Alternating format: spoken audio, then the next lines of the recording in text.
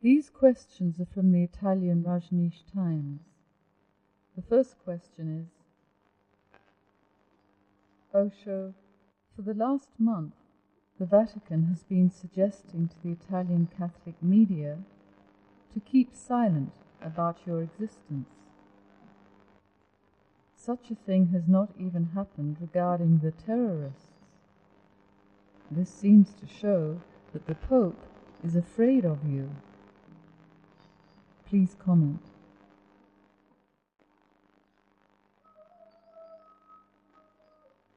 The Pope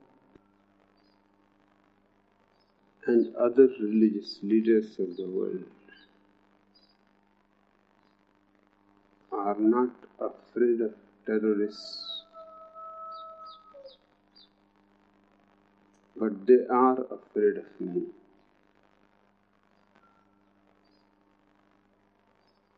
The reason is the terrorists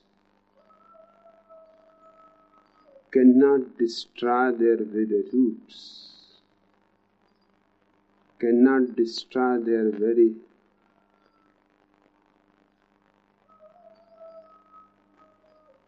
existence. They may kill few people here and there, but they cannot take away the vested interests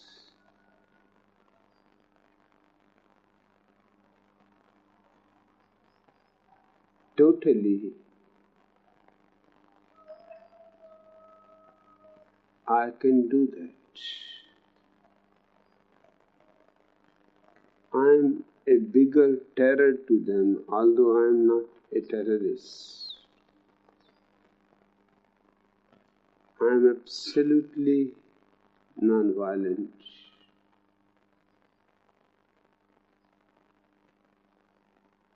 And their fear is basically because they are standing on fictitious grounds. They have no argument to exist anymore.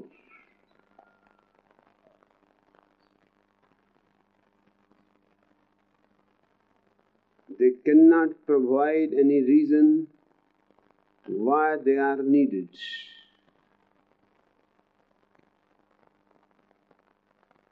And I can provide every reason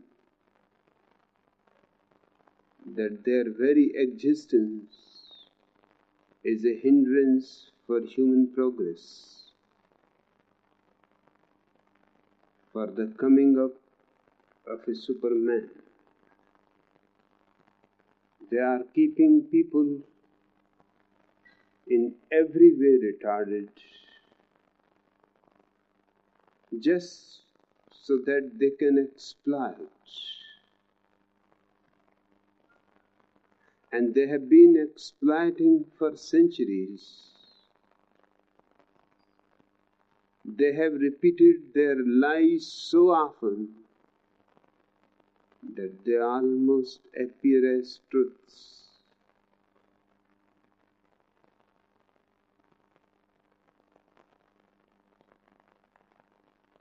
Man's mind is a very mysterious mechanism. If you go on saying to it something which is absolutely baseless, first it will not listen to it. First it will laugh about it.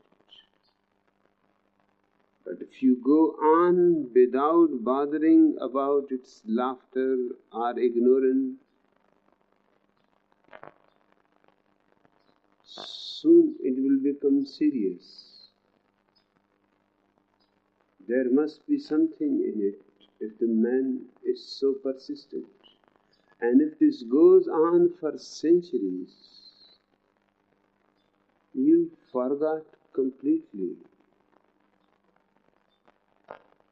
that the beginnings of religion are out of fear.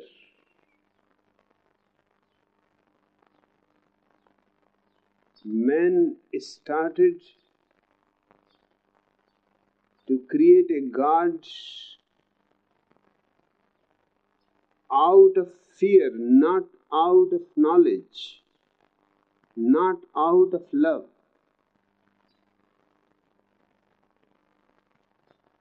He was surrounded by wild animals, the most helpless being on the earth. In the night there was dark, and he was continuously in danger being attacked. So when the fire was found for the first time, it became a god. In India, they still worship fire, because then man could make a bonfire, a lighted space, remain close to the fire. Animals are afraid of fire. It was warmer, there was light, there was no fear, animals cannot come near. Naturally, fire became a god. In the oldest book on the earth, Rig Veda, more prayers are devoted to the god fire than to any other god. Slowly, more and more gods came in.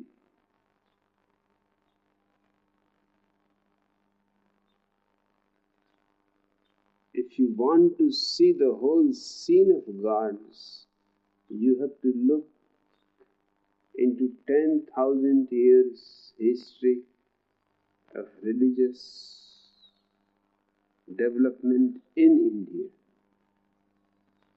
because that is the country where religion first entered.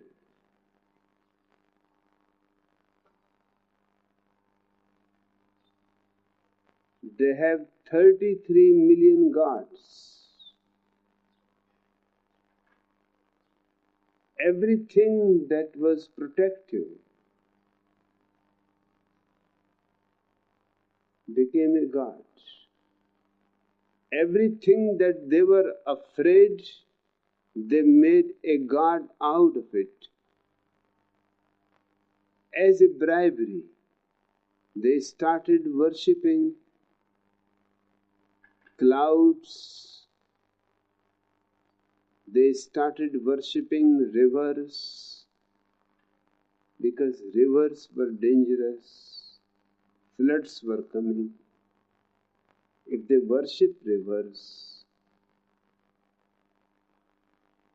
then perhaps floods will not come. They started worshipping the sun, because it is the sun they found that gives you warmth, life, wakes you up out of the night. The night has been a terror for millions of years.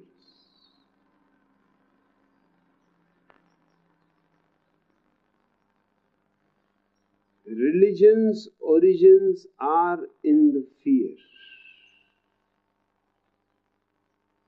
It is not a coincidence that India is the most ancient religious country and the most cowardly.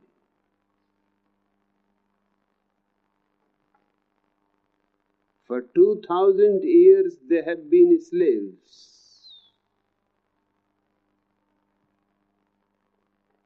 What people who are so coward that they need 33 million guards to protect them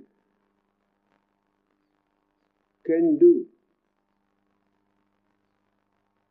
Small groups of people invaded such a big country which is almost a continent.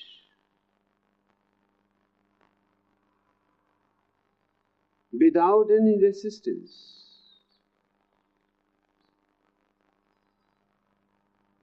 The fear was great.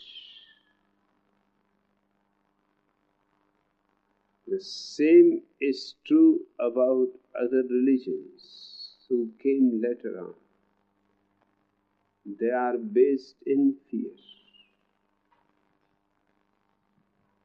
Man creates God in his own image.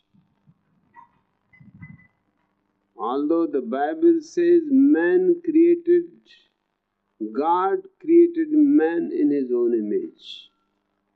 Just the opposite is true. And it is so clear. If God created man in his own image, do you think man has anything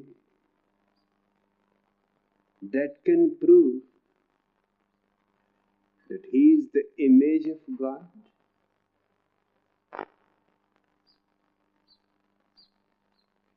God is all powerful. God is everywhere present. God is all knowing, past, present, future. What qualities you have? No, the idea is just wrong. The reality is man created God in his own image. That's why the Chinese God will have a Chinese face. The Hindu God will have a Hindu face, Hindu color.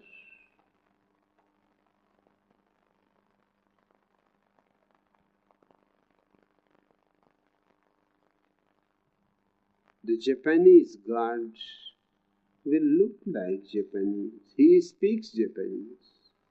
I have heard after the Second World War, one German general and one English general met by coincidence on a beach where they were on a holiday. They became friendly. They were in the same profession of butchering and killing.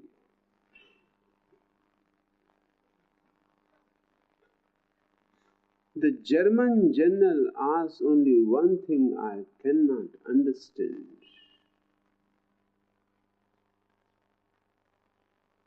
Why we were defeated? We were stronger than you.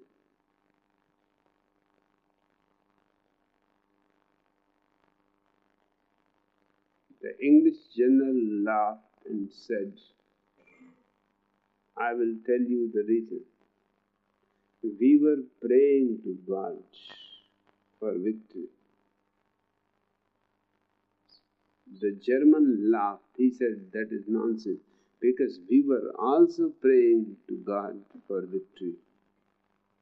The Englishman said, in what language?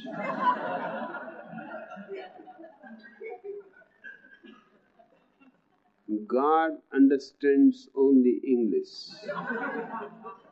And you must be praying in German. That shows why you are defeated.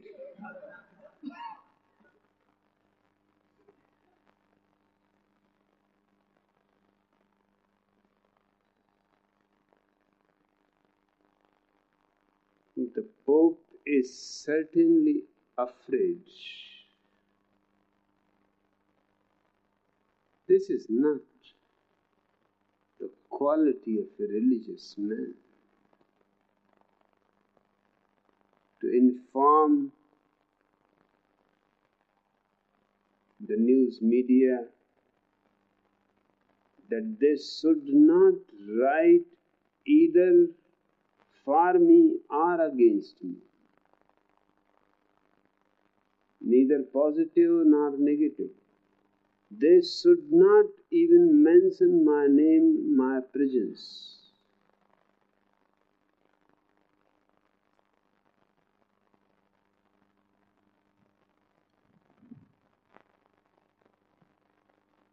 Does he think that I need news media for my presence to be felt? His fear is a proof that my presence is already being felt there, although I am not there.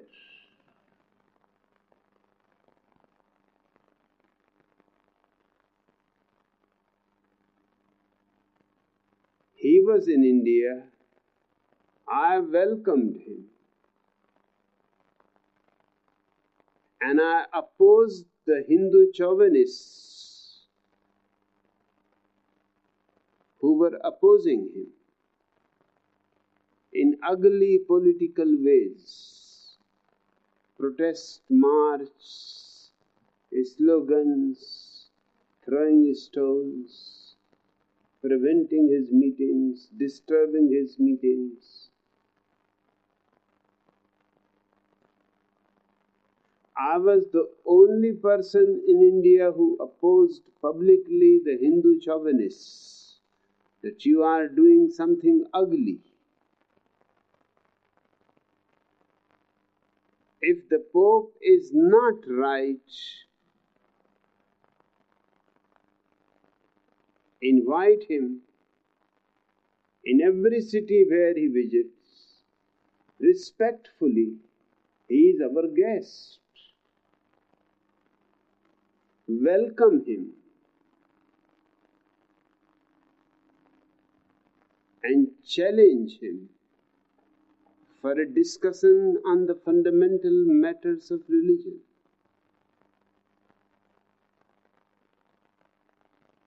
That will be more human,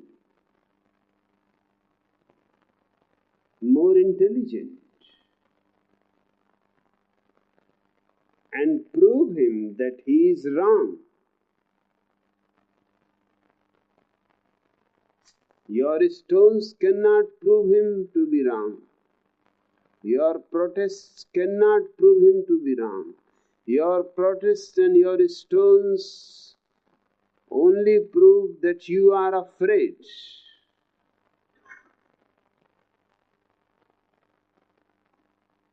I hope the Pope should be a gentleman. He should behave with me the way I behaved with him. But he has already started misbehaving. He should have told the whole press media that be present and we are going to discuss the fundamental matters. It is a question of quest, inquiry into truth. It is not a question of my being victorious or his being victorious. We are negligible. The reality is that the truth should be revealed.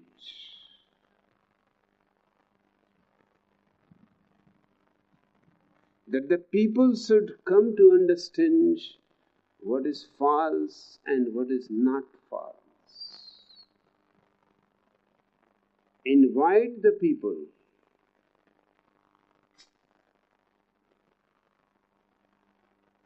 This is simply ugly politics to tell the press media. And in Italy, almost the whole media is Catholic.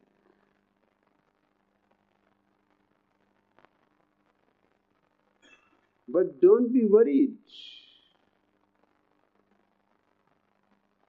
The media will have to take a standpoint, either for or against.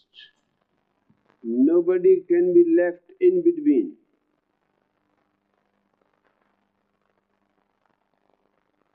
And already it happened. Before he had informed the media, the television from Italy came to Kathmandu to take my interview. They have done the longest piece ever, 90 minutes interview. And the director informed me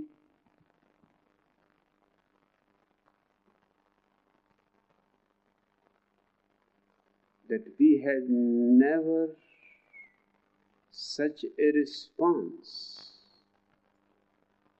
in my whole life. 13 million people saw the interview on the television, and the whole country is divided into two parts.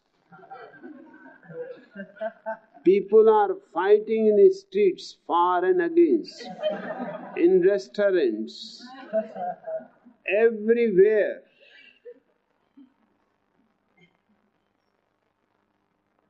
He asked me, are you some kind of a disaster?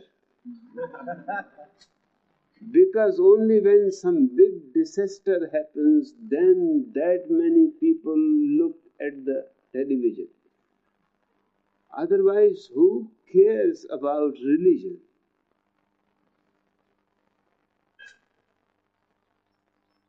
I am certainly a disaster.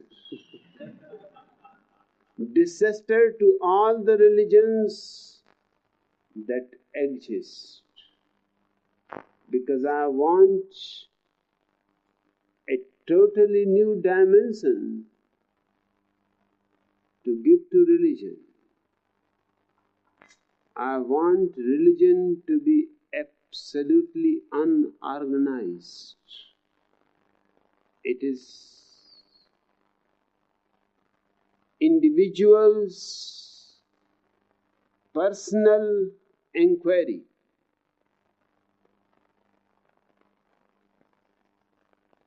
And only through your personal inquiry you can come to know the truth of your life, of your existence, and the meaning.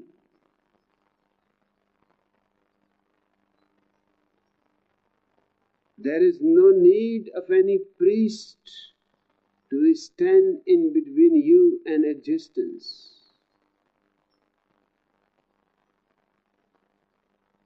I don't want man to create fictions. I want him to be more scientific, to look for realities. God is a fiction.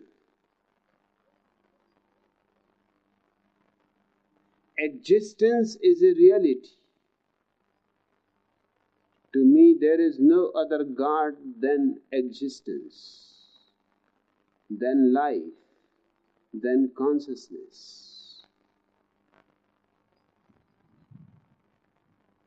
And then you need not go on piling up lies upon lies.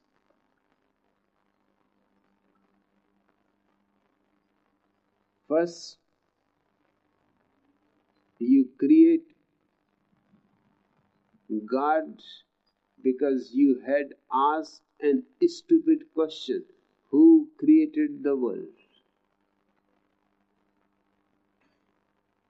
The question is stupid because whoever created it, the question will remain again the same. Who created that personality?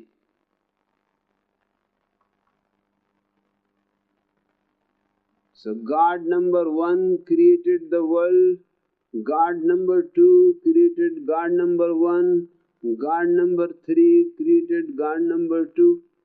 It is an endless regress. You can never come to the point where you can find who created it all. Ask an stupid question and you will fall into a regress. A simple logical process. And once you ask and answer that God created the world, then you have to define God.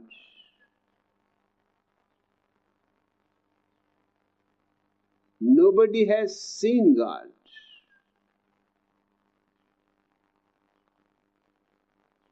All definitions are inventions.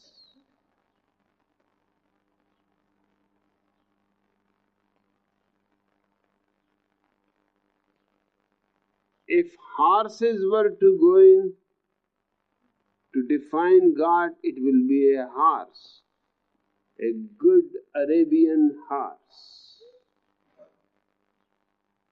It cannot be man, certainly not man, because man has been such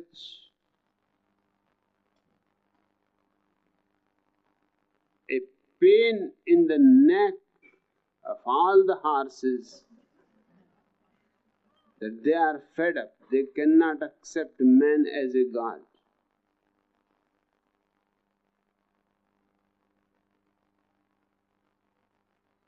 I am reminded of a small child who used to go with his father in a park for a morning walk, and there was a statue of Napoleon Bonaparte sitting on his horse, and the child was always enchanted, and he looked up and he asked about what it is, and the father explained that it is Napoleon Bonaparte, one of the heroes of the history. Soon the father was going to be transferred to other town. The boy said, before we leave, I would like to see Napoleon Bonaparte. The father took him there. With tears in his eyes, he said to his father, Father, I can understand Napoleon Bonaparte is a great hero. But who is that guy who is sitting upon it? That fool continuously, 24 hours, is sitting over my Napoleon Bonaparte.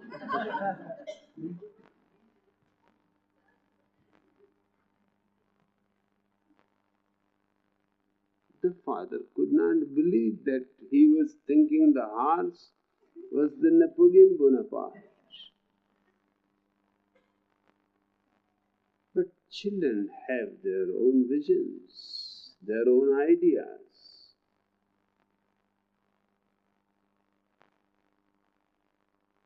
There are 300 religions in the world.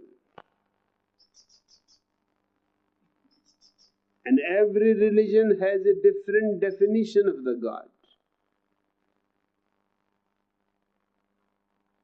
certainly 300 definitions cannot be true. Yes, 300 definitions can all be untrue.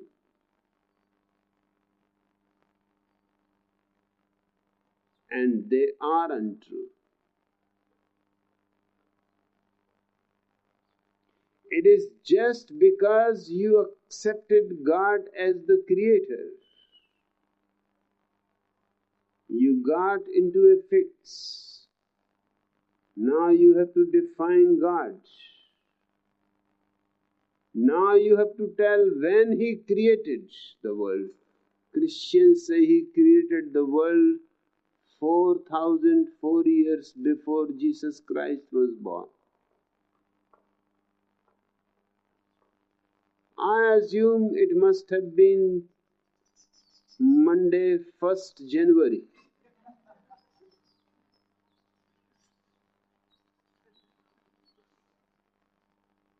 But the question arises, before 6,000 years, far eternity, what this God was doing.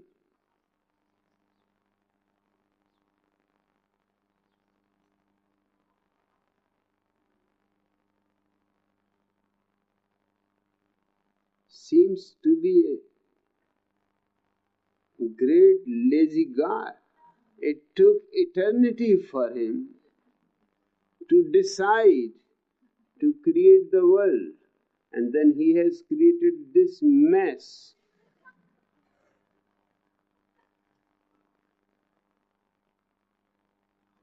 One of my friends was going for a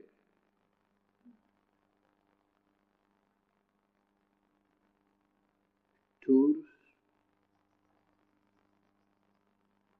He had ordered to the tailor a beautiful coat to be made. The winter was coming,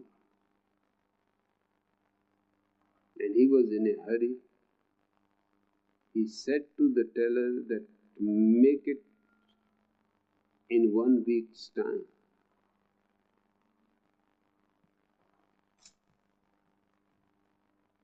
And don't be tricky. Don't try to find out any excuses.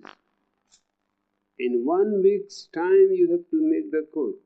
The man said, I can make it in 1 day. But just see outside.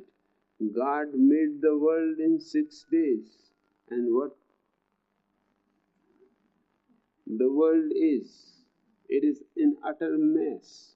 If I make your coat in 1 week, it will be utter mess. That will be your responsibility. I am a poor tailor.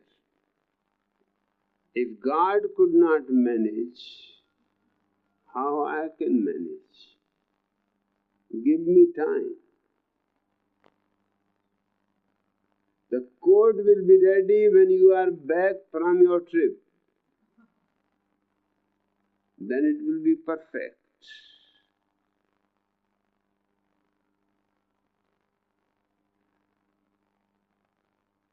One lie needs to be supported by another lie. In how many days He created the world? In 6 days. Because the 7th day He got tired. Great God. Omnipotent, all-powerful God gets tired in 6 days. Spent, finished. Since then we have not heard anything about it.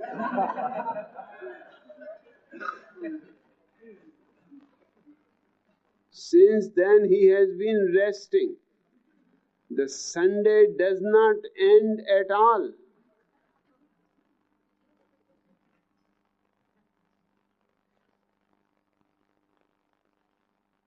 And all these things are against scientific investigations.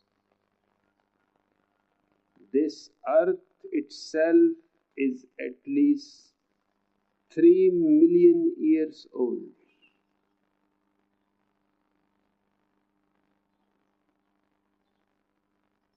Nothing to say about the universe.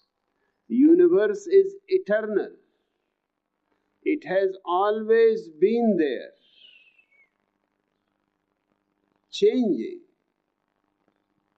into new forms. Every day new stars are born. Every day old stars die. There is no beginning and there is no end. Hence the question of any creator does not arise at all.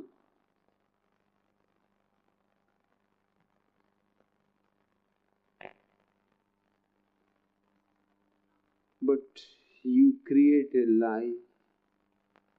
You make churches and temples and synagogues around that lie.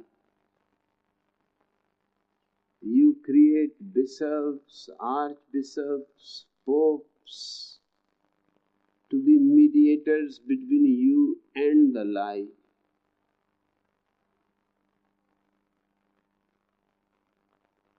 And you waste your life praying to something which does not exist at all.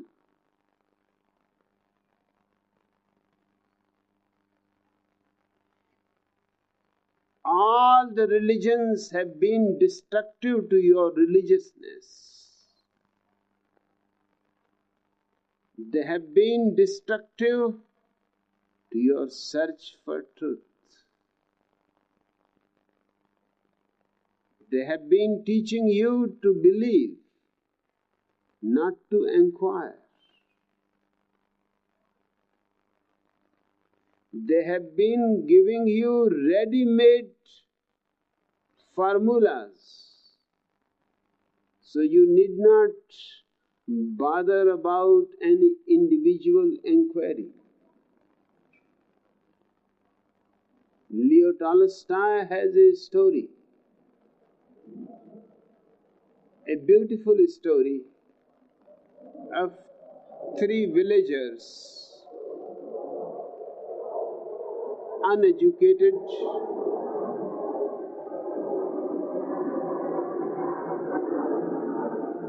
uncultured. They lived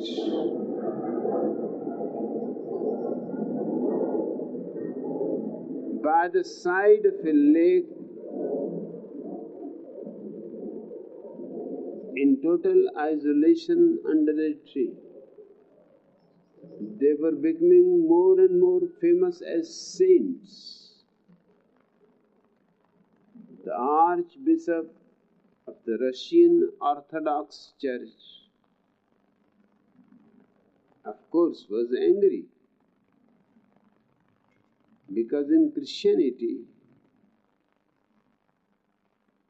you can be a saint only if you are certified by the Pope.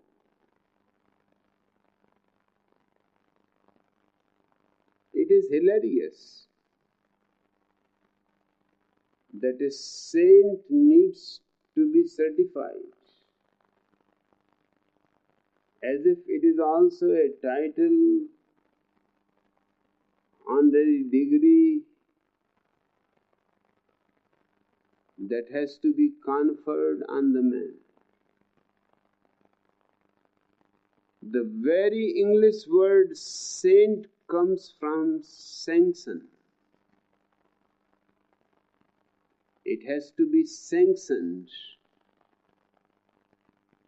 certified.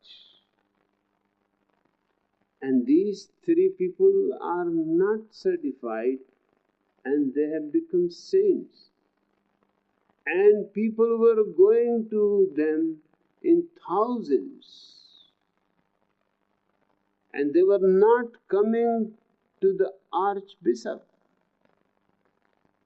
He was really pissed off. One day he could not contain himself. He took a motorboat, went across the lake. Those three poor people fell unto his feet and said, "Why you had to do this long, tedious journey? You could have informed us and we would have come."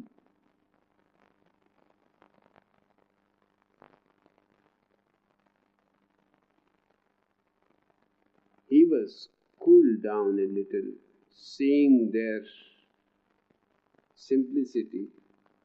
But he said, "Do you think you are saints?" They said, "We don't know what a saint means."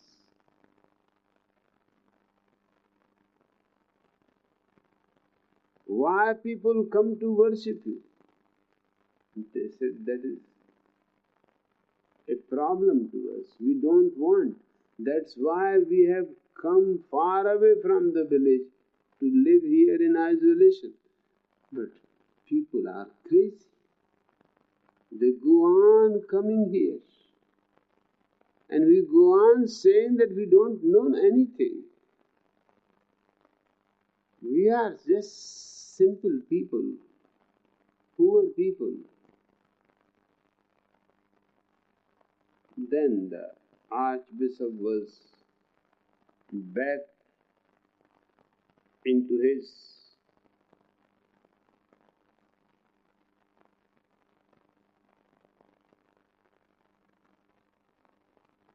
daily posture, being the Archbishop. He said, "Then listen, first tell me, what is your prayer?" All the three looked at each other and said, "You tell him."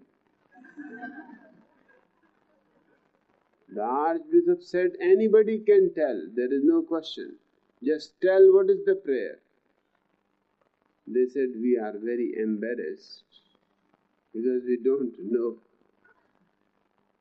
any prayer. Not knowing any prayer, we have created our own. Please forgive us. Our prayer is, God, you are three. We are also three. Have mercy on us." That's all. Longer prayers we cannot remember. It is simple and meaningful to us. You are three. We are three. Have mercy on us. The Archbishop had to laugh. He said, "This is a strange kind of prayer. I will tell you the authorized prayer by the church. And you forget this prayer. This is not prayer. This is all nonsense." They said, "You can teach us. We are available. The only difficulty is it should not be too long. There should not be big words. Otherwise we will forget about it." He told them the whole prayer and they were very sad and they said, "Please repeat it one time more. It is very difficult to remember. But we will try in three parts. One part, one man will remember. The other part, the other man will remember. The third part, the third man will remember. This way we will make it. You repeat at least one time more." Archbishop repeated the prayer one time more. They all the three touched his feet and he was great.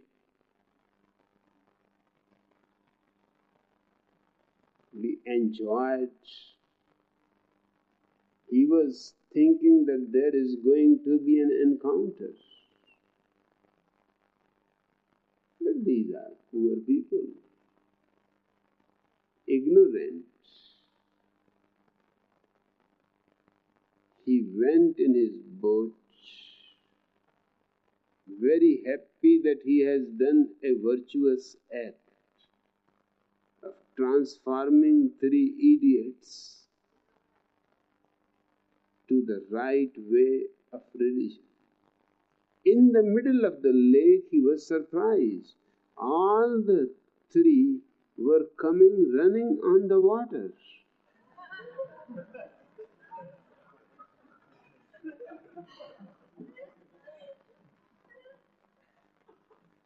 He was so afraid this time he really pissed.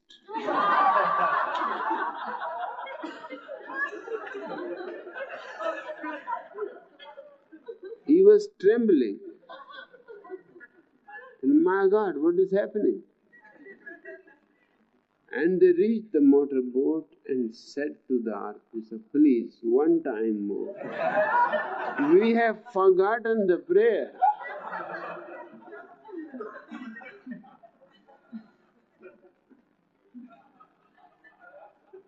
And the archbishop said to them, you forget my prayer. You continue your own. I was wrong to disturb you. Please forgive me. Just go back. You are 3, we are 3. Have mercy on us. From today, I am also going to do your prayer.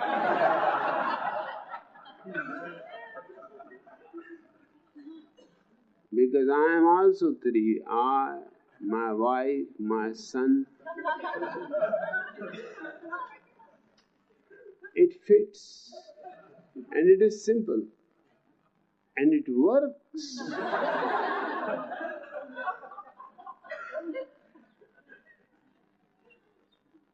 Religion should be a simple, human, individual affair, like love. You don't have organizations for love. You don't create churches and synagogues and temples and mosques for love. But in love, at least 2 persons are involved. In prayer, you are absolutely alone. It is the beauty of aloneness, the purity of aloneness, the unpolluted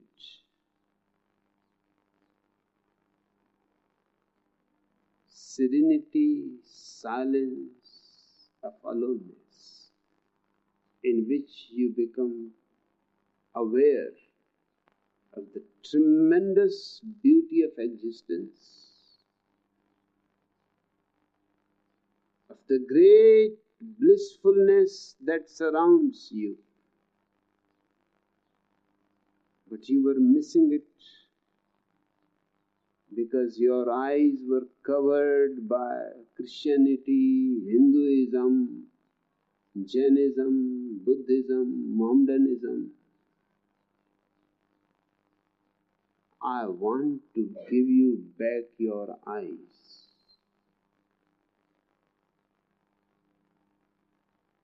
And I want you to take the responsibility of finding the truth yourself. Do not depend on anybody else, because every dependence is a slavery.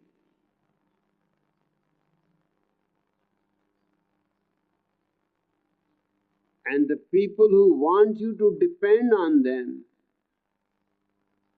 like the Pope wants you to depend on him, is simply creating, in the name of religion, a vast empire of slaves. Just few days before, I saw his proclamation that I have heard few Catholics are confessing to God directly. That is a sin. Nobody can confess to direct, cannot be in communication directly to God. He should go via the priest. It's strange. You cannot even confess to God directly. The reality is, because there is no God, if you start inquiring individually, you will find that God was the greatest lie that has been told to everybody. A priest is needed to guard that lie. And the confession to the priest is a political strategy. You go on to the priest telling your sins. Do you know what it means? It means you are making a man powerful enough over you. You cannot leave Catholic fold, otherwise he will expose you. He knows everything wrong that you have done. It has nothing to do with God. It is sheer politics. He has a file on you. He knows what you are doing with your neighbor's buy. He knows how many times you have stolen things. He knows how many times you have taken drugs which are illegal. He knows everything that is wrong about you. And that is his power over you. You cannot leave the fold. You have to remain in the fold. If you start confessing directly to God, the whole strategy of keeping you enslaved in a psychological concentration camp will fail.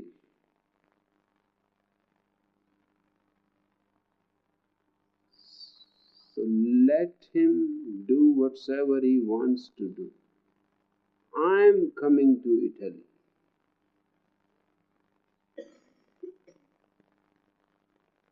And I am going to challenge him in his own Vatican on each single fundamental question of religion.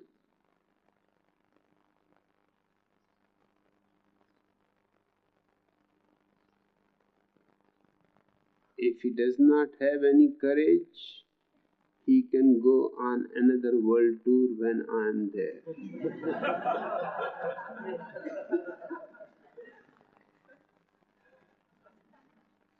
Nostradamus, the traditional seer, wrote that the Antichrist will come before the end of this century. Do you have any idea who the so-called Antichrist could be? I have absolutely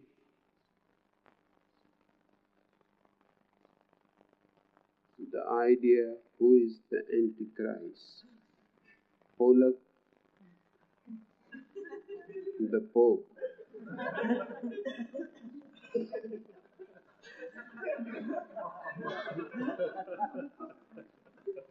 And when I say this, I am saying it not without any reasoning behind it.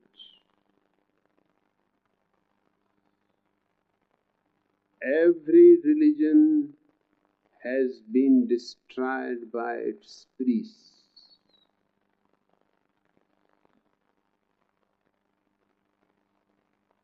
There is an ancient parable in the East that a newly recruited devil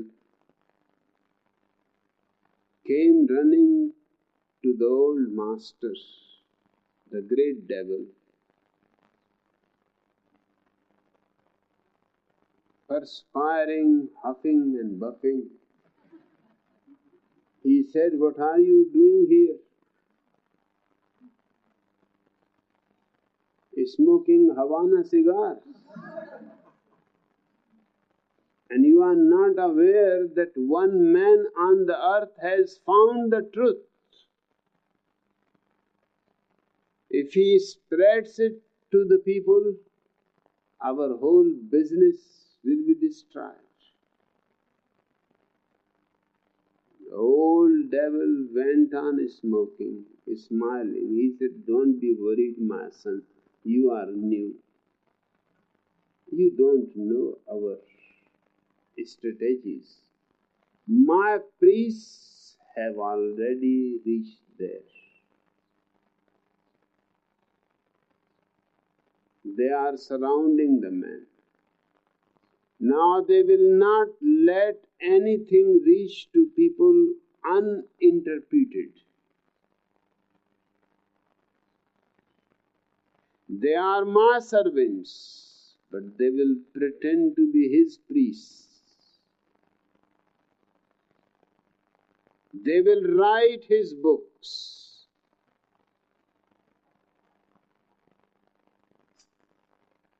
They will interpret his philosophy. They will make the church. They will convert people. And they will not allow anybody to reach to the man directly. We don't allow anybody to reach to truth directly. Everybody has to go via the right channel. And the right channel is the priest. And all the priests are my employees. So you don't be worried. Quiet down. Have one Havana cigar. He said, "This is strange, because I had seen there many very saintly looking people sitting around the man." He said, "Yes, they are my people. Very expert. It has happened many times. Many people have found truth. But my priests have always spoiled it. It has never been able to reach to the people. What reaches to the people is distortion.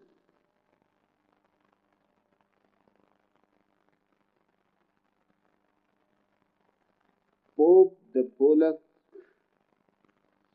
is the Antichrist. And 20 centuries of these Polaks and the popes prove that whatever they have been doing is against Christ.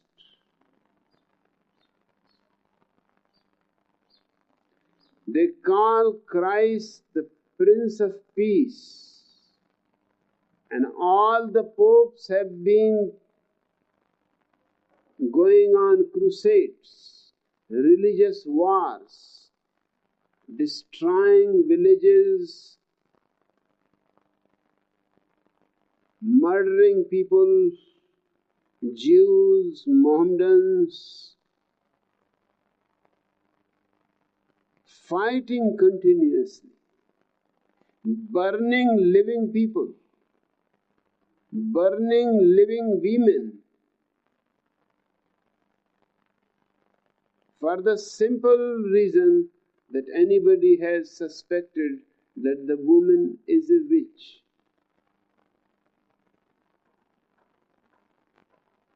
Now the word witch is a beautiful word. It means a wise woman. It has nothing wrong in it.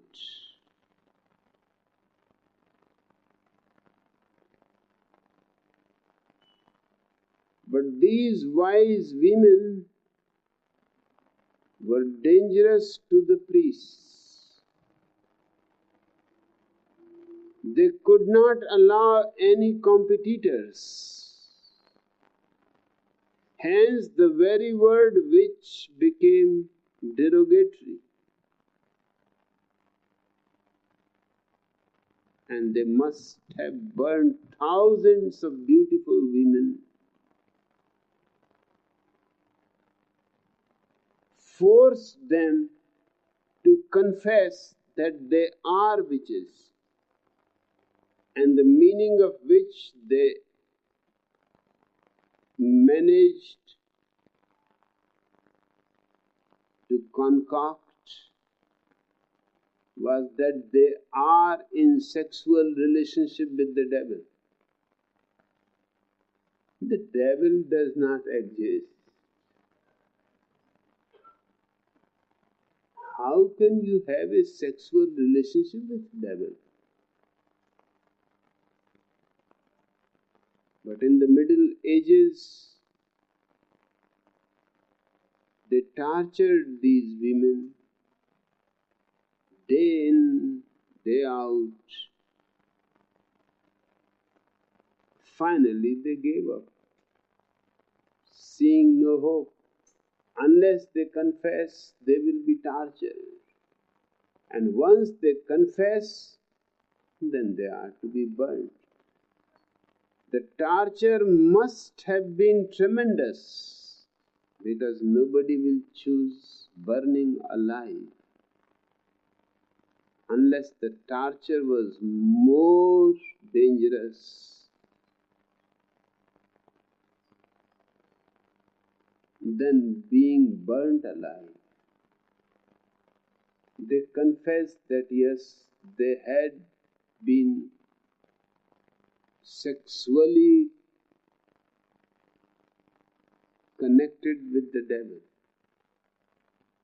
Once they accepted this,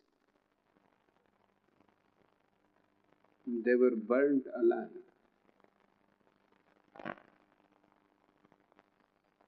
Thousands of people have been killed by these people who represent the Prince of Peace. And what peace they have brought to the world. You can see the two world wars have been fought in the Christian section of the world. And the third world war will also be fought in the Christian section of the world.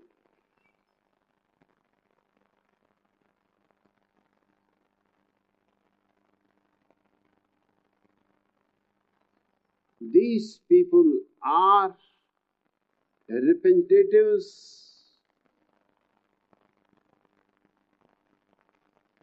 not of peace, but of death. So I say categorically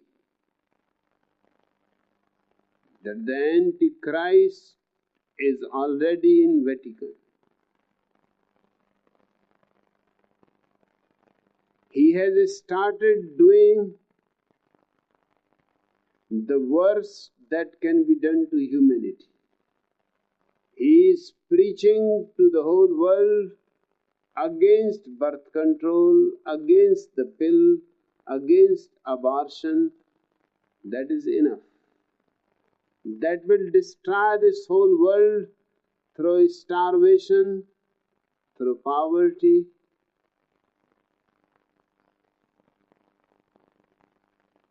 Right now there are 5 billion people on the earth.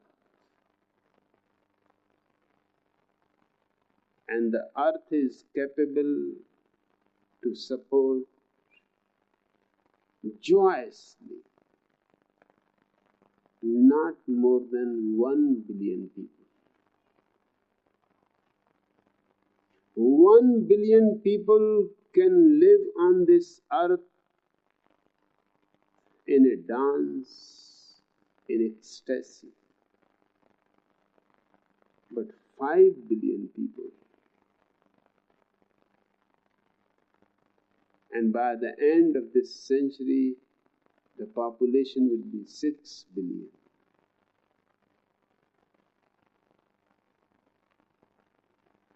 Out of sheer population,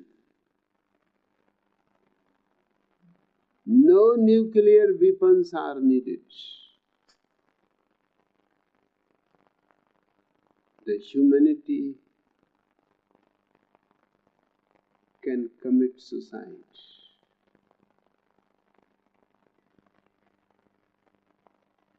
My answer is absolutely clear. Pope the Pollock is the Antichrist. And all the popes have been. And not only in Christianity, but in every religion. If you look in the history of religions, you will be surprised. Gautam Buddha rebelled against Brahmanism because Brahmanism was creating a very dead society in India.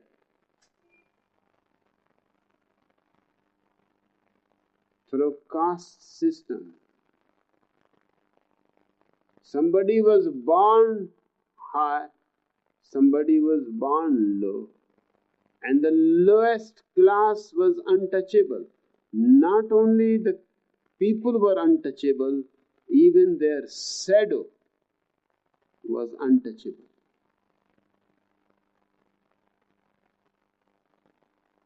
What man has done to man is worth remembering so that we do not do it again. In India, the lowest class, which means 1/4 of India,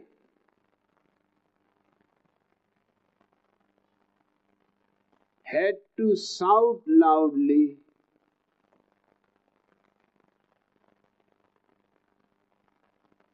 with a bell in their hands, that whoever is on the way, please move.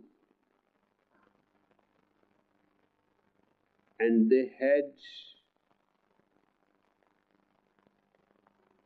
a broom attached to their back,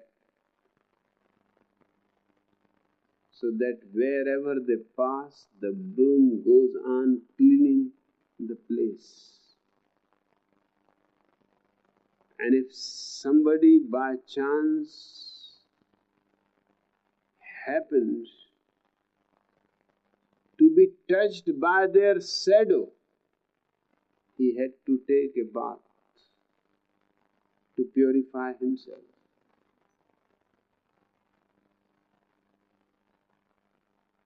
Such indignity has never been done anywhere. Such inhumanity. Buddha rebelled against it. But the surprising fact is that all the people who wrote Buddha's scriptures were Brahmins. All his disciples who surrounded him were Brahmins. It's strange. Mahavira, another great teacher of Jainism, was also against Hinduism and Brahmanism and its caste system. But all his 9 apostles were Brahmins. I think the parable I told you is not just a parable, it is a truth. Those Brahmins have done everything that they could manage. They have changed words of Buddha, they have interpolated their own interpretations in them. You cannot be certain whether it has been said by Buddha or by the people who have been writing these things. There is no way to figure it out. I am certain that there are sentences which a Buddha cannot say.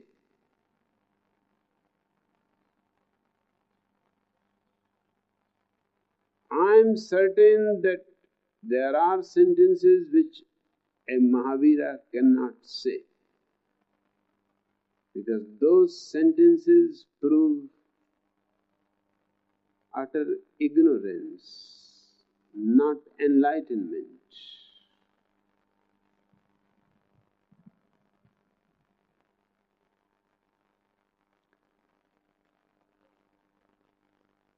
So the real enemies are not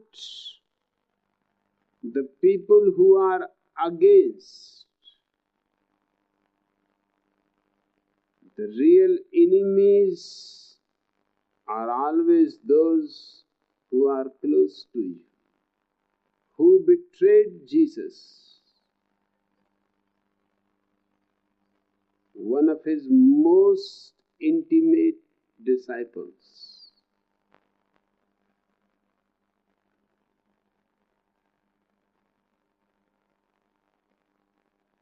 Judas. And for what? Only 30 silver coins. And he sold his master.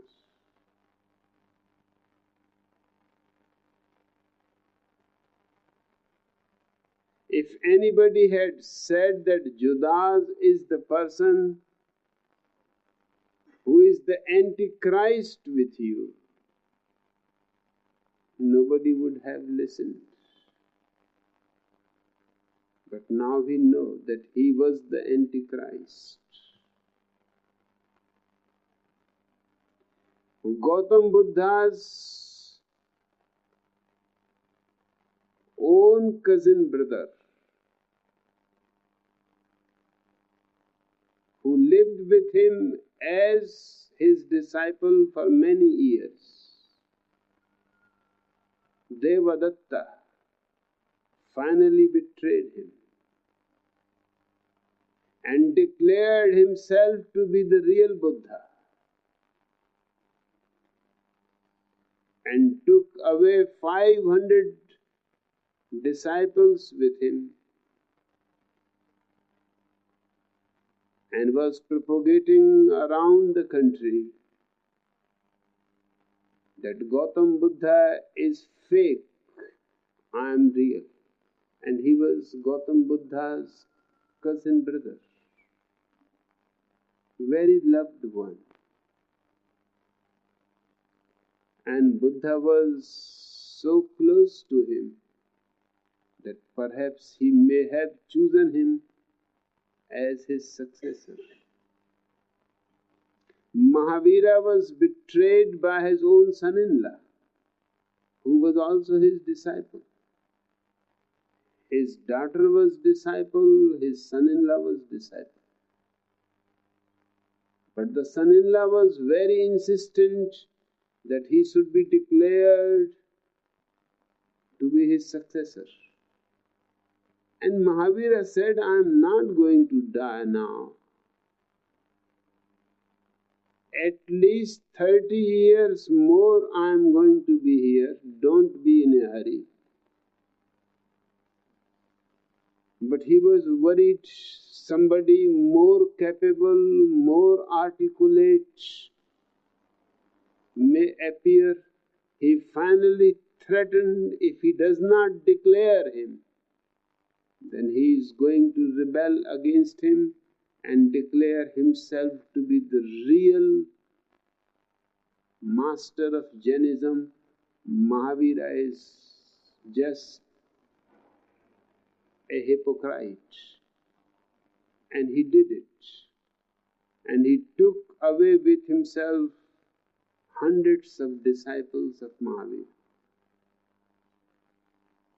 So it is not just one instance. If Antichrist can be born anywhere, then the place is Vatican. And this man, Pope the Polak, fits perfectly. The time is ripe. Humanity is coming to an end.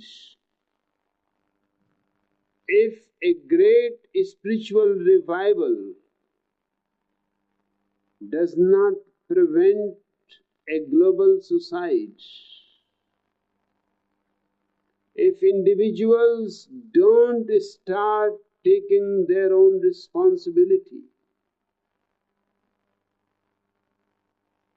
if they don't desert their so-called leaders and their churches and their holy books,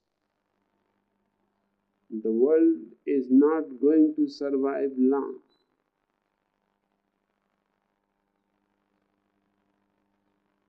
My effort simply is to make you aware that it is still time. Not very much, but still there is time. If all the individuals from all the religions simply declare that there are no more Hindus, no more Christians, no more Buddhists, they want total freedom for themselves, and they take their responsibility on themselves. They don't want to be saved by anybody else. That is ugly.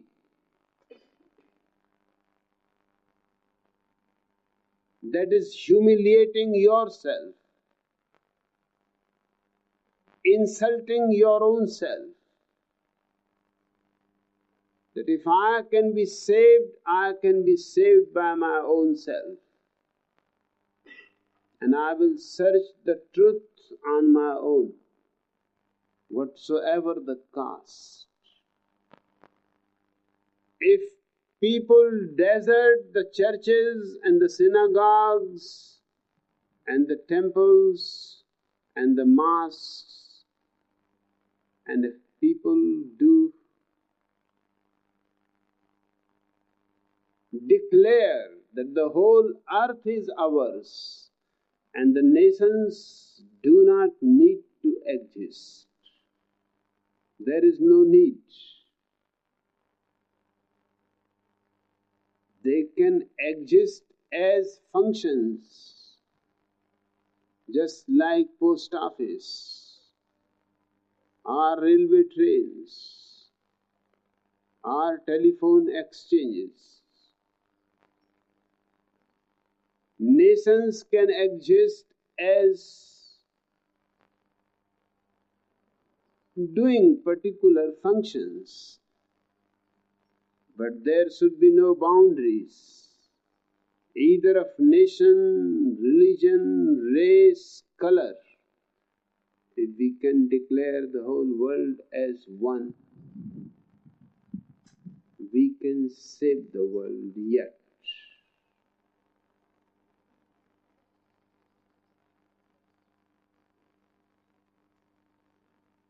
Yesterday, the Corriere della Sera, the most popular Italian newspaper, wrote that Pope Paul VI, some years ago, and now Pope John Paul II, officially affirmed that the devil is not a pseudo-reality, a conceptual fantastic personification of the unknown causes of our diseases, but, on the contrary, he is a real existing demon. Please comment.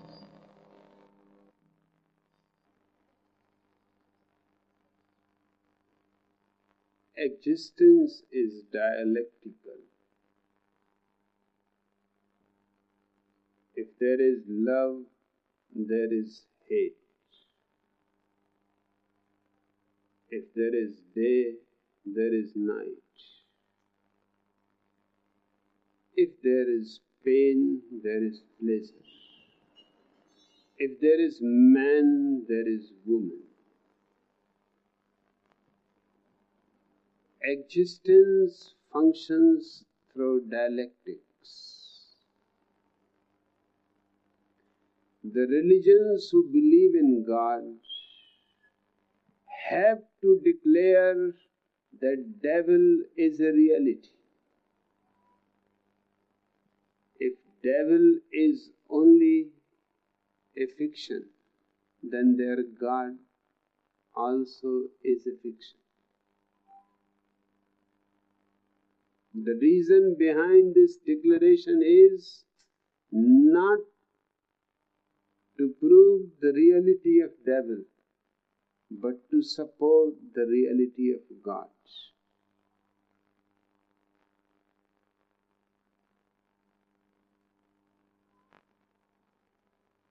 There are religions like Taoism in China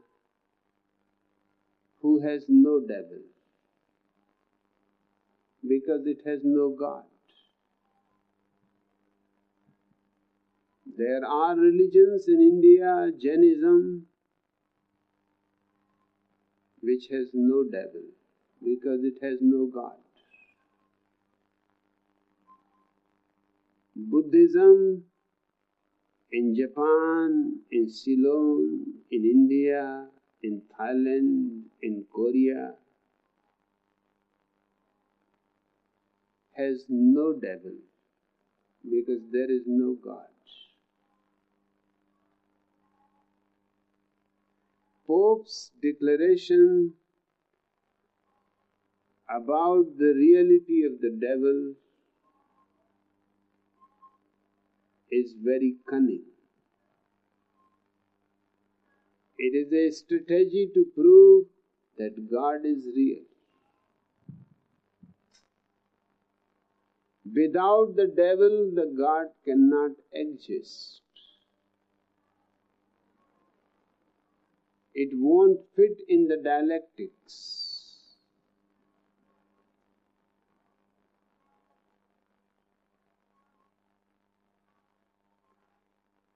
But it raises many questions.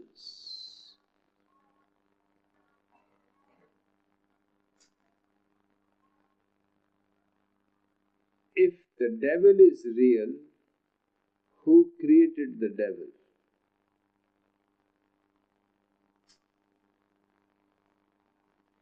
Either he must have existed always with God,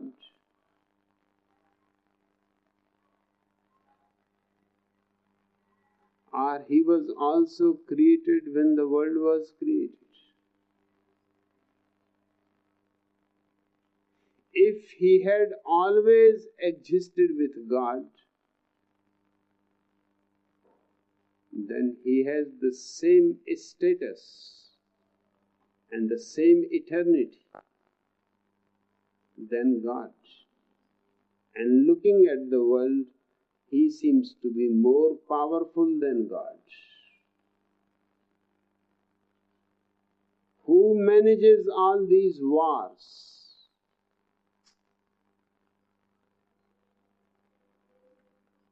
Who manages so many killings and rapes and crimes?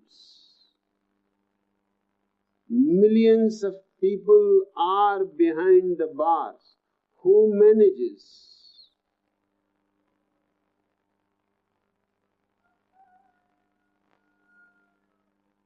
God seems to be only just in the books. Devil is very much active and has tremendous power.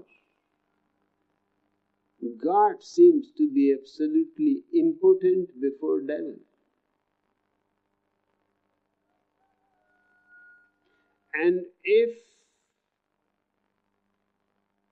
they are going to exist forever together, because without devil the God cannot exist, God is dependent on devil.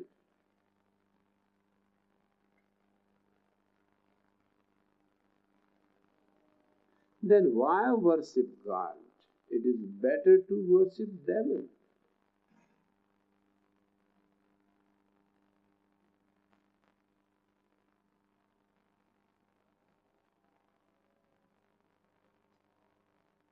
Secondly, if someone says that God was alone before he created the world, then why he created devil?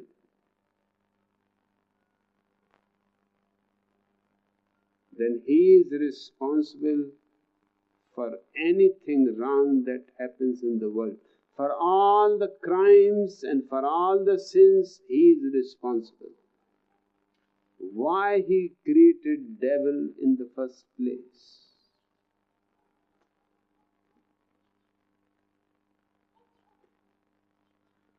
And this seems to be simply unbelievable, that he creates devil and people are killed and women are burnt because they are making love with one of the creation of God. So what is wrong in it? If it was wrong, God is all-knowing, past, present, future. He should not have created devil.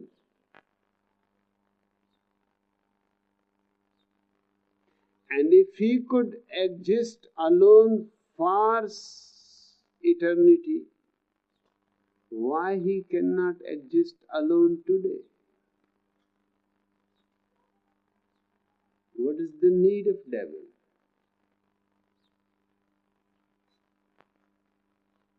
But these are all hypothetical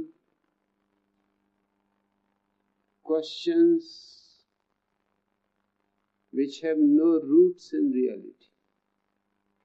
First you create God, then you become afraid that he needs an antithesis. Otherwise, somebody is going to point that how he can remain in existence without its polar opposite. Then devil has to be brought in from the back door. But it does not solve any problems. It makes God dependent on devil. And devil becomes more powerful than God. And the world in every way proves that devil is more powerful than God. The simple and innocent are cheated, deceived, and the cunning become powerful, become politicians, become presidents, prime ministers. Devil seems to be a far more potential force.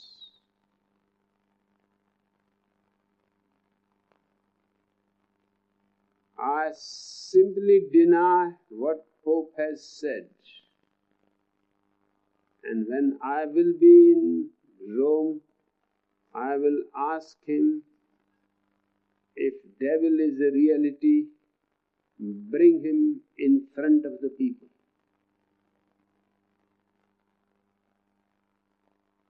A reality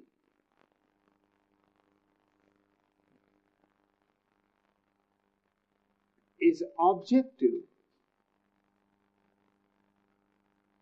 Bring the reality before the people.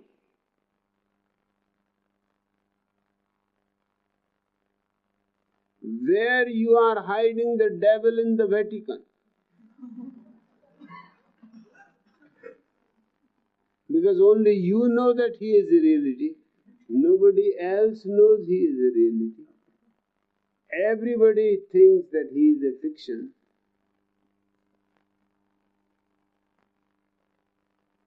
It is for the first time that you are proclaiming that he is a reality. You must have encountered him. What kind of relationship you have with the devil?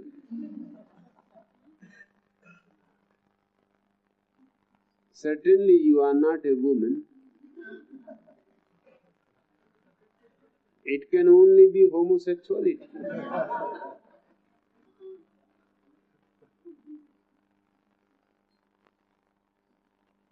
What kind of conversations you are having with devil, and for what reason? You are supposed to be representative of God, and you are proving the reality of devil, not the reality of God, which is in question in every young man and young woman's mind. The question is God, not devil. Who cares about devil?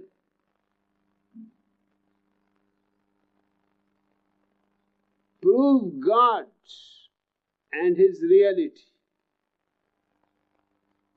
But it's strange, you are trying to prove the reality of devil. Perhaps you are the devil. Perhaps he is hiding behind you.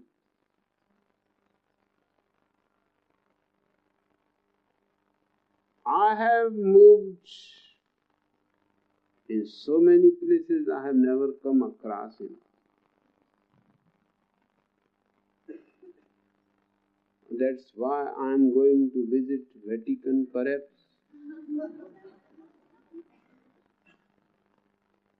I will be absolutely satisfied if devil can be presented before the public. A reality is not something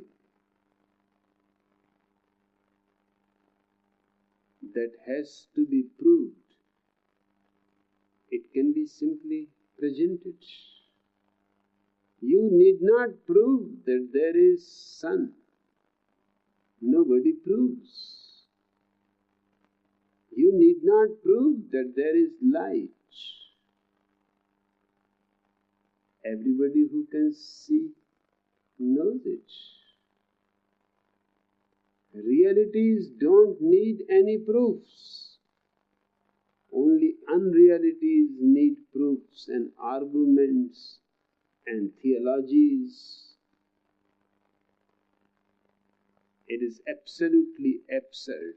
Neither God exists nor devil exists.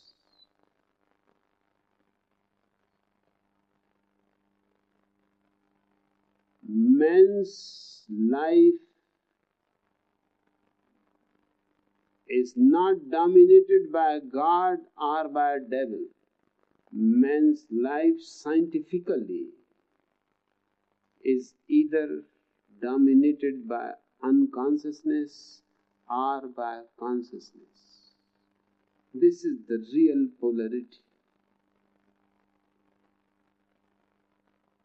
Act more consciously,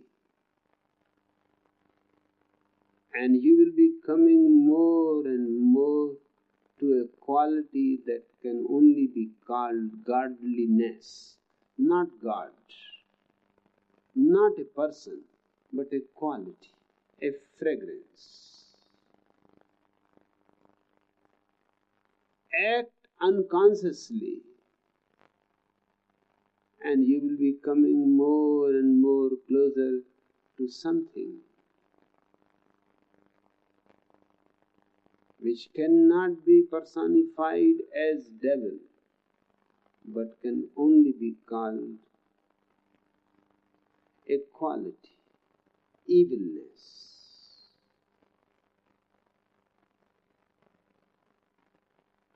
The unconscious mind behaves in wrong ways. The conscious mind behaves in right ways. And the only religion there is the art of changing the unconscious mind into consciousness, so that you don't have the duality of unconscious and conscious, but you have only one, a pure light, a pure consciousness. And out of that consciousness, everything is divine.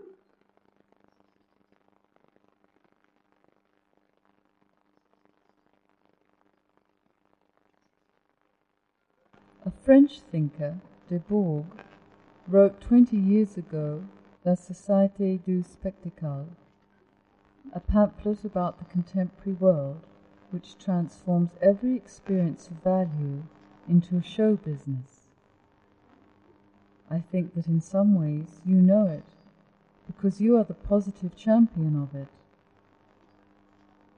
From the outside, it looks as if a precise organization is taking care of the spectacular happenings that bring your image into TV and the newspapers. Is it true, or is it happening by itself?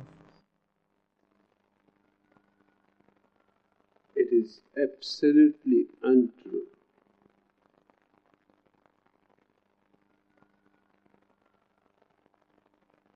It is happening by itself. There is no organization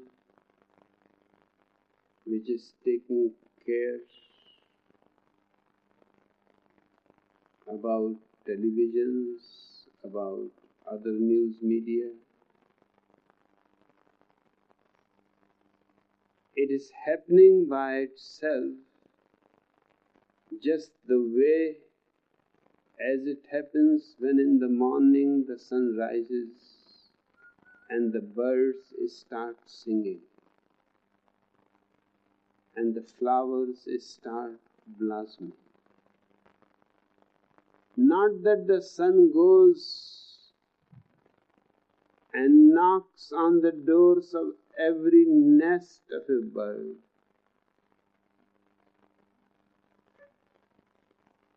That wake up, I am here, and start singing.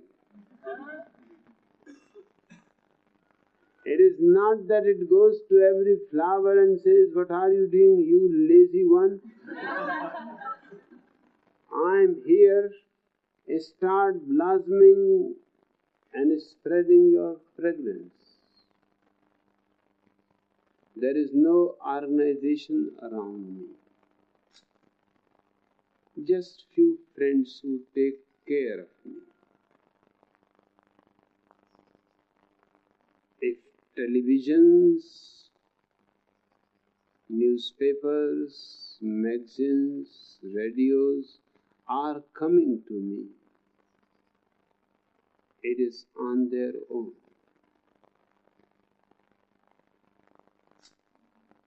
Some fragrance has reached to them.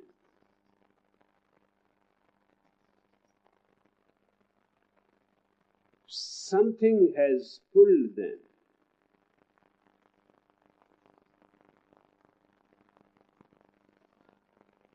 There may be many reasons for their coming to me. Some may be coming out of curiosity. Some may be coming with a negative mind, just to condemn me.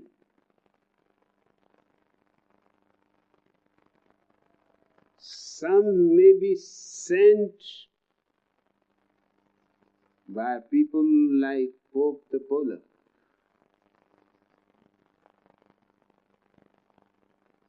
to know about me, what kind of man is this?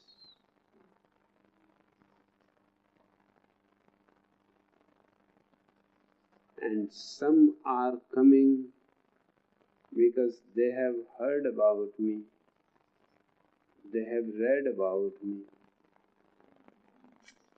and a certain feeling of love has arisen in them. But it is all happening. There is no management, there is no organization.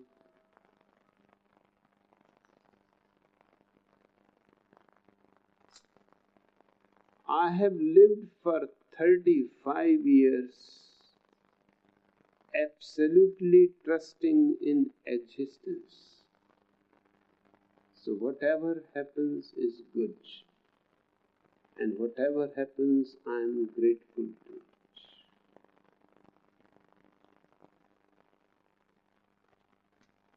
The attitude of the Italian press is changing. After the end of Rajneeshpuram, finally some journalists started to get interested in you, not for the superficial aspects, but for your real teaching. Could it be because they think that an emperor without a kingdom is less dangerous? I was never an emperor.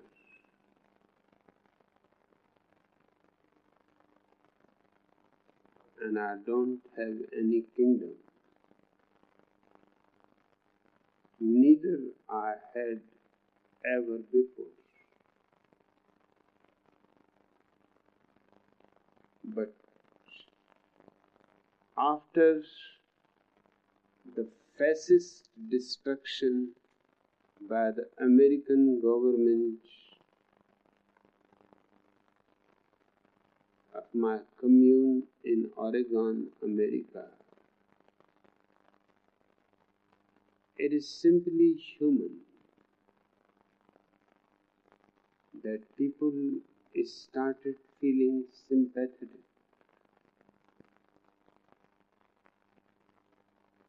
They started looking why the greatest power in the world should be so afraid of a man who has no power.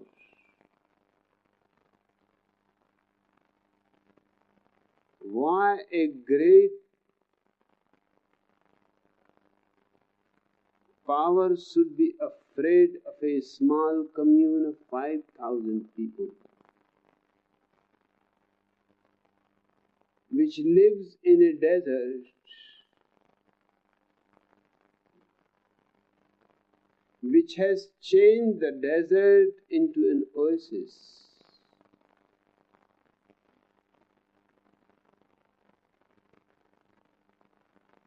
Which is not in any way a disturbance to any neighbor, because the most closest town was 20 miles away. The commune had 126 square miles of desert. And within the desert, it was situated only in 3 square miles.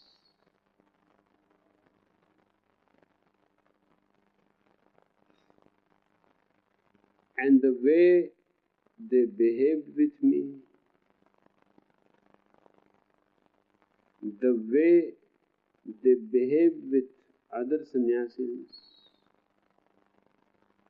where 5,000 dancing and singing people were living. Now there are only 160 people left. It is a ghost town.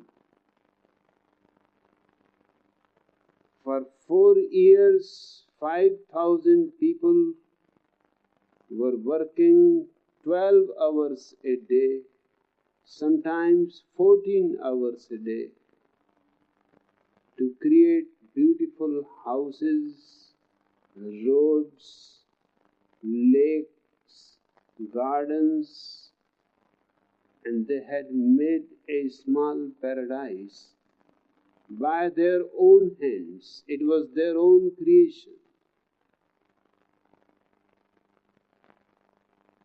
Why the American government should be so worried and afraid of these people?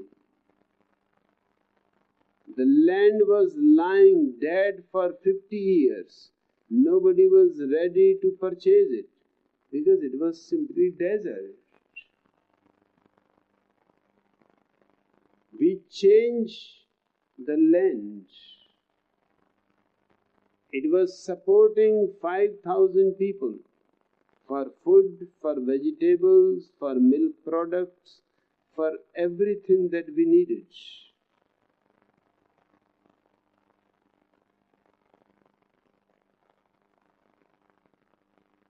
And the people were not just living as they live in any other town. They were experimenting something which is going to happen in the future. They were living 100 years ahead.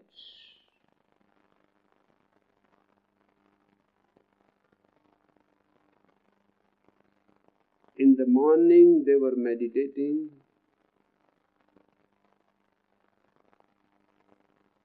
Then they were listening to me, to the answers to their questions. Then they were working. And then it was a beauty to see 5,000 people eating into one kitchen, into one place. Family has disappeared, or it has become a family of 5,000 people.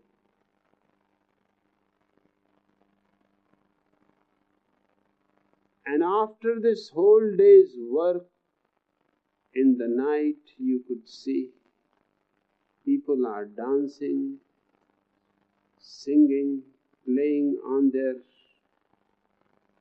musical instruments.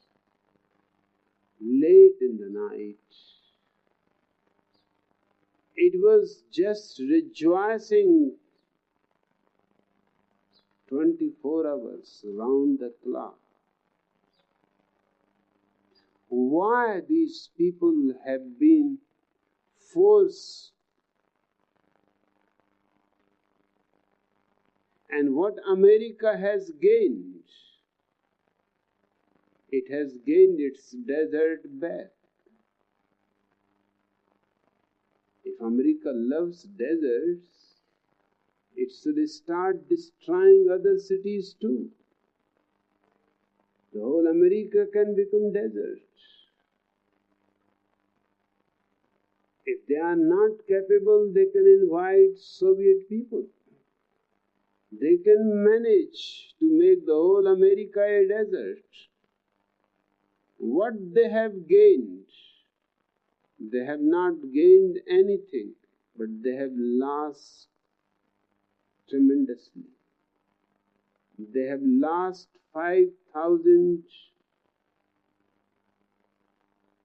dancing, singing, rejoicing people who were not miserable, because not a single man went mad, not a single man committed suicide, not any thing that goes on happening in every city was happening there. It was a totally different climate.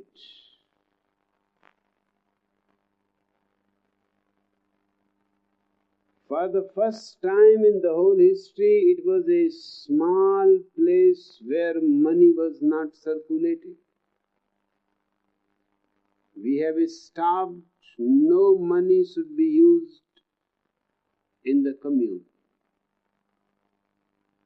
And just by stopping the use of the money, we destroyed the distinction of the rich and the poor. You may have millions of dollars. It was of no use. You can donate your dollars to the commune, but you cannot use them to purchase anything. All your needs will be fulfilled by the commune. And everybody's needs were fulfilled. Nobody was hungry. Nobody was without clothes. And nobody was bothered for tomorrow. The today was so full, so enchanting, so magical, that nobody thought about yesterday's or tomorrow's. 50,000 people used to visit the commune around the year. We have made in America a place which was very strange. People don't go to America for spiritual search. Have you ever heard anybody going to America for spiritual search? They go to India. They go to Japan. They go to Middle East. But nobody goes to America. What America has to give as far as spirituality is concerned. But 50,000 people around the world, from India, from Middle East, from Japan, from countries who have been the sources of spirituality for centuries, people were coming to America for spiritual search. If American politicians had any understanding, any intelligence, they would have supported the commune, helped the commune. It was going to become a Mecca, a Jerusalem of the young people of the whole world.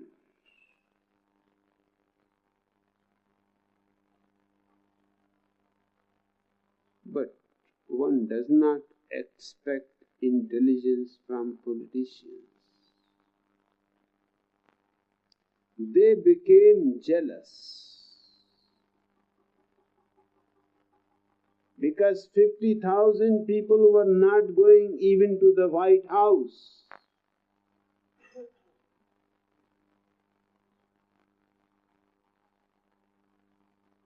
They became jealous of the commune because there was not a single beggar.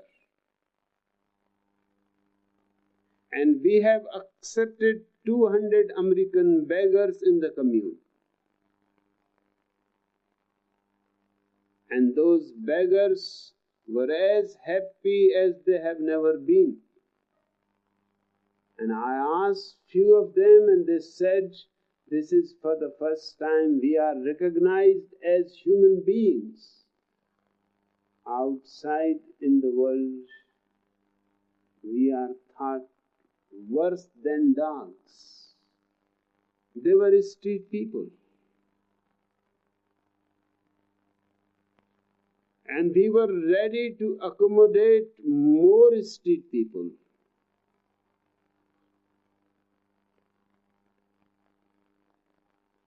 The American politicians became afraid because the commune was living comfortably, luxuriously. I am absolutely against poverty.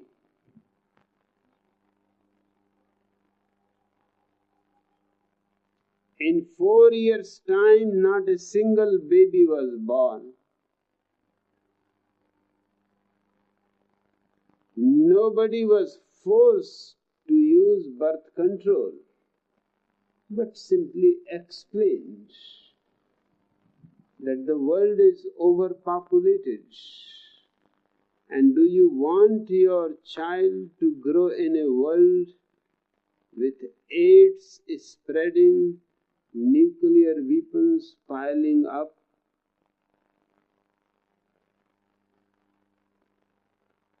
Population increasing.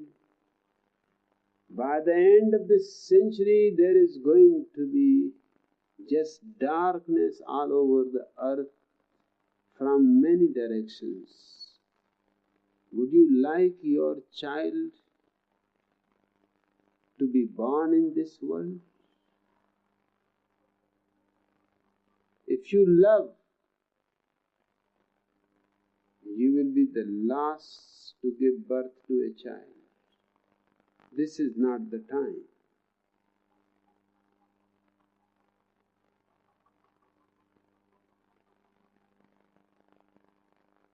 The American government was more angry because there was a higher communism happening than it is in Soviet Russia or any other communist country.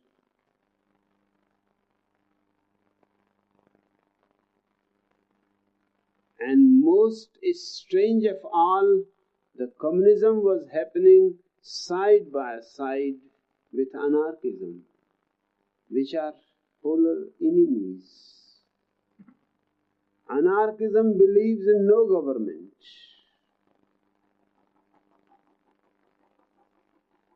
Communism believes that government is needed first to destroy capitalism. But once people are in power and they have destroyed capitalism, who are going to take the power from their hands? 70 years have passed for the revolution in Russia. Capitalism has disappeared long before. Now everybody is poor. But those who are in power are more powerful than any rich man was ever powerful in any country. And they are not going to drop their powers. Yes, one thing has happened, because everybody is equally poor, they think equality has happened. There is no comparison left. In the commune, everybody was rich. Nobody was poor. This I call the higher quality of communism.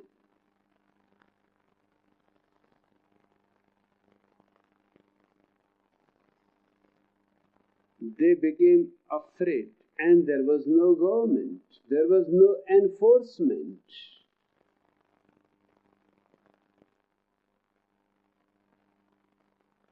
American government became afraid of what is happening. If American people become aware of it, of which they were becoming aware slowly, then it will create a problem. It is better to destroy it. It will give a comparison to people. The commune had hundreds of cars. No car belonged to anybody. Everybody was able to use any car he wanted. The commune has 100 buses. The commune had 5 aeroplanes, its own airport, and everybody was available, capable,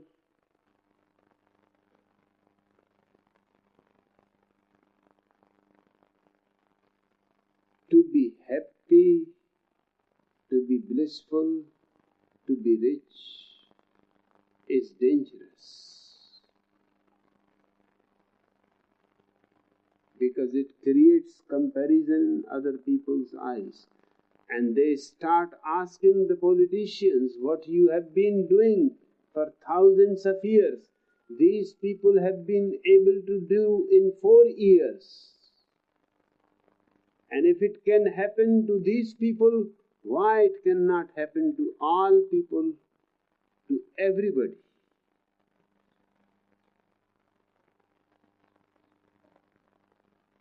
They arrested me without any warrant on the points of 12 guns.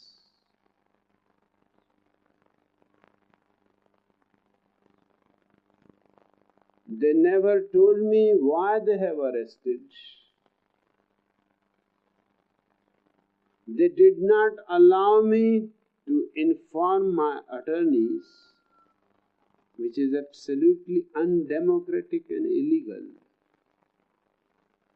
And when the whole story became known to the world press,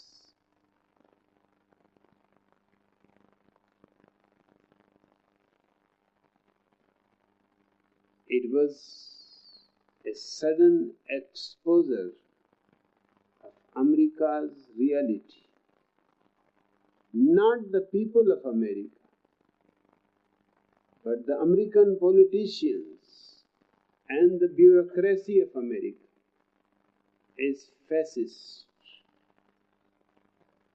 The destruction of the commune exposed them.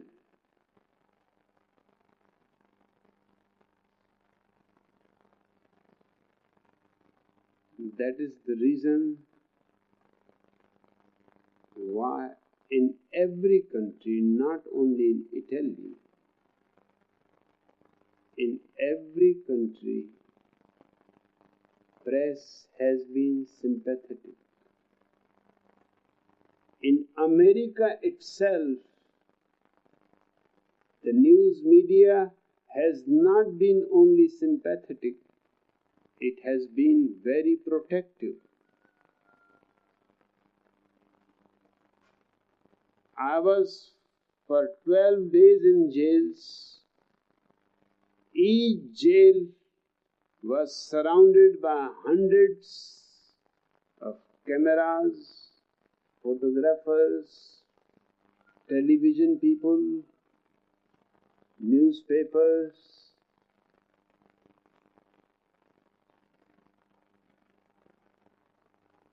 They wanted to know me just by passing from the car to the jail. They wanted to know me. Are they doing any harm to you? Just tell, and we will let the whole world know.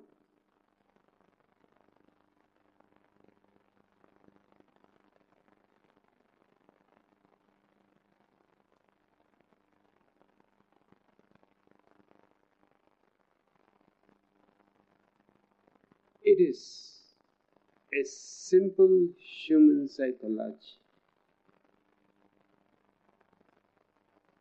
It is not that I have lost any empire. I had none.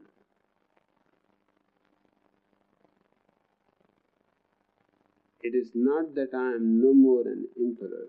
I have never been. But I have a totally different kind of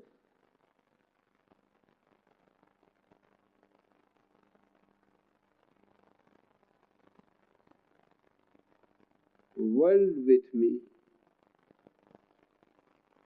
people who love me, and people who are blessed by my love. If you call love power,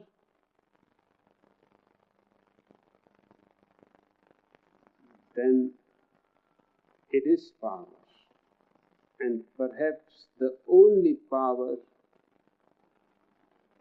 which should be saved, and all other powers should be destroyed.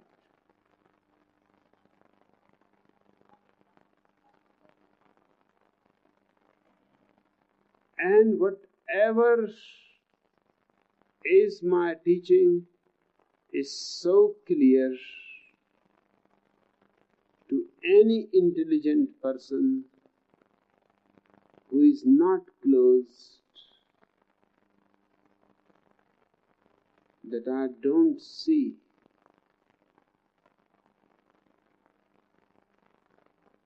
that sooner or later news media around the world